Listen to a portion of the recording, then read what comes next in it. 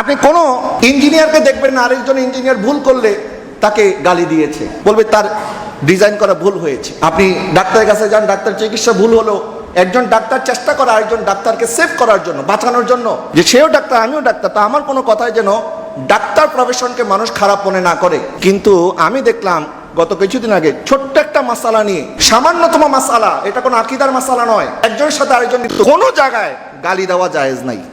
আবুল কালাম না তোর মানে চলো মাগির হওয়া আবুল কালাম না তোর মানে কমাগির হওয়া তোর মার সুদি সুদানি তোর মারানার গুড়া তোর মারানার গুড়া তো মাগির হওয়া তোর মারানার গুড়া দিলে হয়তো মাগির হওয়া বাদ খাই দিল তোর মারাও সুদি তোর মারাও সুদি মাগির হওয়া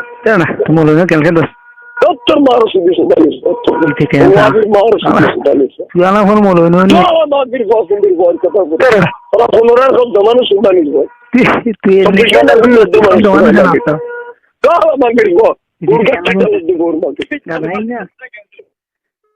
আপনি তাকে হারামজাদা বলতে পারেন না, কারণ হারাম যদি সে যদি জেনার সন্তান হতে হয়, সে তো মাসালা দিয়েছে পরে, তার বাবা মার বিয়ে হয়েছে আগে, আপনি তার বাবা মাকে তহমত দিলেন। এই জন্য আমাদের সমাজের মধ্যে এই যে কট্টরতা শুরু হয়েছে, এই কট্টরতা ইসলামের মধ্যে নাই। মানুষকে কাফের বলে দেওয়া কথায় কথায়, এটা খারিজিদের আলামত। ইমামে আজম আবু হানিফা রাহমাতুল্লাহি আলাইহি বলেছেন, কারো কাফের হওয়ার ব্যাপারে, তার কুফরি সাবেত হওয়ার ব্যাপারে যদি তার কোনো বক্তব্য বা আকীদা যেটা 99% কুফরির দিকে যায়, 1% ইমানের দিকে আসে, যদি 1% বোঝা যায় যে না এই কথাটার অর্থ এরকম না, এরকম হতে পারে, ইমামে আজম আবু হানিফা বলে আমরা 99% ছেড়ে দেব, 1% ইমানের দিকে দেখে তাকে আমরা মুমিন হিসেবে গণ্য করব। আর আমরা 1% কুফরি না পাইলেও কাফের। কাফের বলা এত সহজ? নবীজি সাল্লাল্লাহু আলাইহি ওয়াসাল্লাম ইরশাদ করেছেন, কেউ যদি কাফের বলে, সে যদি কাফের না হয়ে থাকে, যে তাকে কাফের বলেছে সে কাফের হয়ে গেছে। কত কঠিন কথা নবীজি বলেছেন। এই ব্যাপারে আমাদের কোনো ভয় নাই, ভয় উঠে গেছে। আমি অবাক হয়ে যাই যখন কাউকে দেখে এই কথা বলতে, যে সে কাফের, তার 14 গোষ্ঠী কাফের। আর সে যদি কাফের হয়, তুমি দলিল দাও তার 14 গোষ্ঠী কাফের কিভাবে হয়?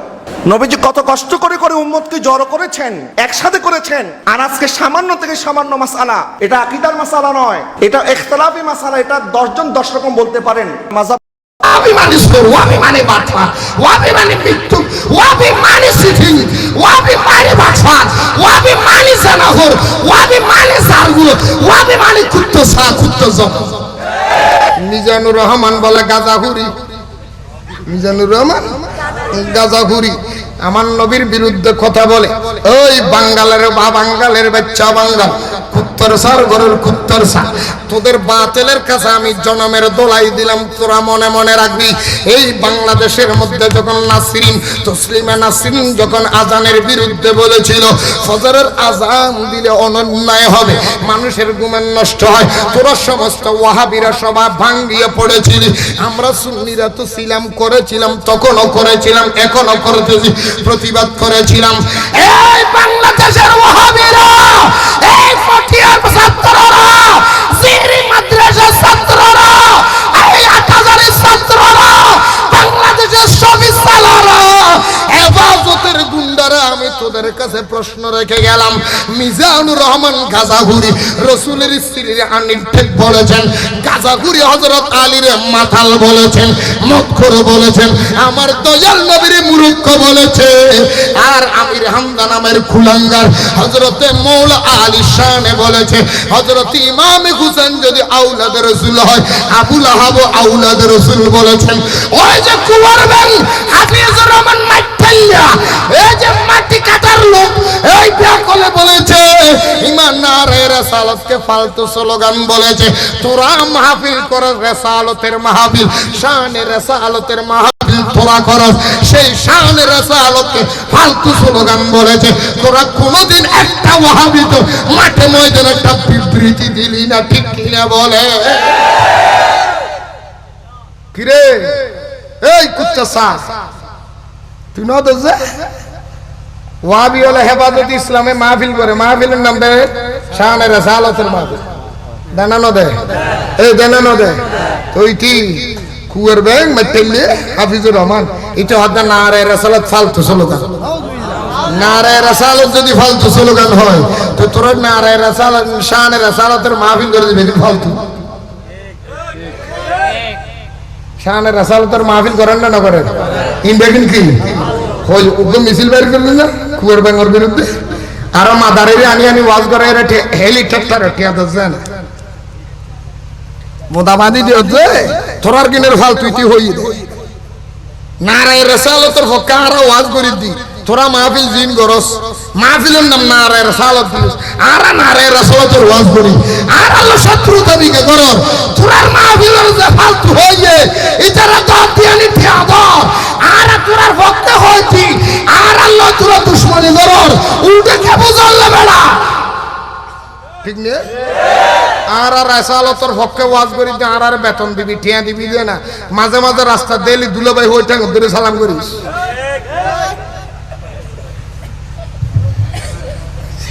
ঠিক নে না রে রেসালতের ফল তো হলো ওই দেয়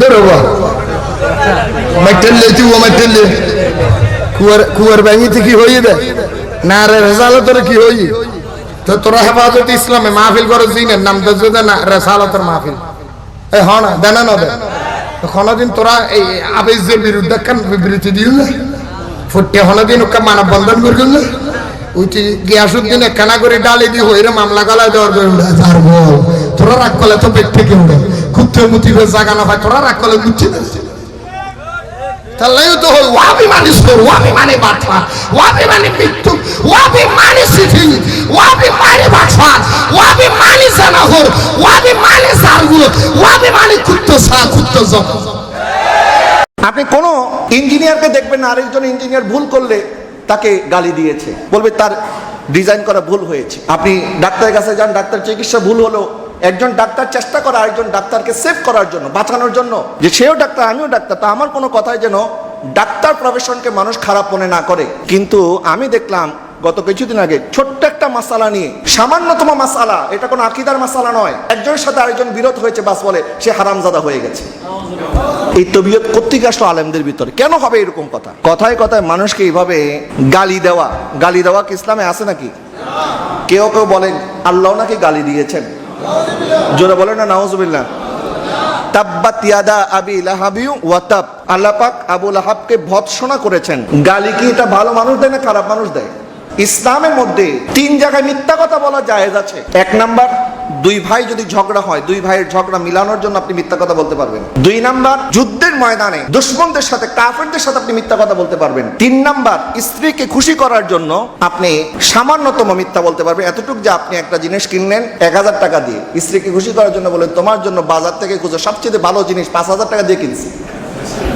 3 জায়গায় কারণ সব বলে দিলাম মিথ্যা কথা বলা জায়েজ আছে কিন্তু কোন জায়গায় গালি দেওয়া জায়েজ নাই এখন বলছে আল্লাহ তো গালি দিয়েছেন ওয়াহাবিদের সাথে আমাদের যে কয়টা মাসালা নিয়ে ইখতিলাফ এর মধ্যে একটা মাসালা হচ্ছে যে আল্লাহ পাক মিথ্যা কথা বলতে পারেন কিন্তু মিথ্যা বলেন না আল্লাহ পাক মিথ্যা কথা বলতে পারেন এই আকীদা যদি কুফরি আকীদা হয় আল্লাহ গালি দেন এই কথা বলাটাও কুফরি যদি কারো মাসালায় আপনার মন মতো না হয় মনে করেন সে একটা ভুল মাসলা দিয়েছে একটা ভুল মাসলা দেওয়ার কারণে আপনি তাকে এতটুকু বলতে পারেন সে গোমরাহ বা তার এই ফতোয়ার কারণে যদি ফিতনা সৃষ্টি হয় আপনি বলতে পারেন সে এটার মাধ্যমে ফিতনা সৃষ্টি করেছে এই মাসালাটা আমাদের জন্য গ্রহণযোগ্য নয় অনেকভাবে এটাকে রদ করার সুযোগ আছে এটাকে অনেকভাবে আপনি বলতে পারেন কিন্তু কখনোই আপনি তাকে হারামজাদা বলতে পারেন না কারণ হারাম যদি জেনার সন্তান হতে হয় সে তো মাসালা দিয়েছে পরে তার বাবা মার বিয়ে হয়েছে আগে আপনি তার বাবা মাকে তহমত দিলেন সেই জন্য আমাদের সমাজের মধ্যে এই যে কট্টরতা শুরু হয়েছে এই কট্টরতা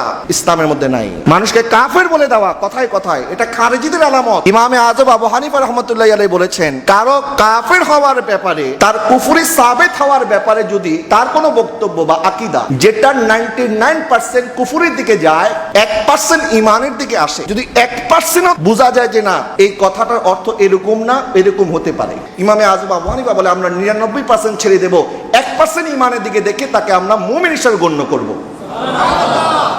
আর আমরা 1% কুফরি না পাইলেও কাফের বলা এত সহজ নবীজি সাল্লাল্লাহু আলাইহি ওয়াসাল্লাম ইরশাদ করেছেন কেউ যদি কাউকে কাফের বলে সে যদি কাফের না হয়ে থাকে যে তাকে কাফের বলেছে সে কাফের হয়ে গেছে কত কঠিন কথা নবীজি বলেছেন এই ব্যাপারে আমাদের কোনো ভয় নাই ভয় উঠে গেছে আমি অবাক হয়ে যাই যখন কাউকে দেখি এই কথা বলতে যে সে কাফের তার 14 গোষ্ঠী কাফের আর সে যদি কাফের হয় তুমি দলিল দাও তার 14 গোষ্ঠী কাফের কিভাবে হয় নবীজি কত কষ্ট করে করে উম্মতকে জড়ো করেছেন, একসাথে করেছেন। আর আজকে সামান্য থেকে সামান্য মাসালা, এটা আকীদার মাসালা নয়, এটা ইখতিলাফি মাসালা। এটা 10 জন 10 রকম বলতে পারেন। মাযহাব কয়টা?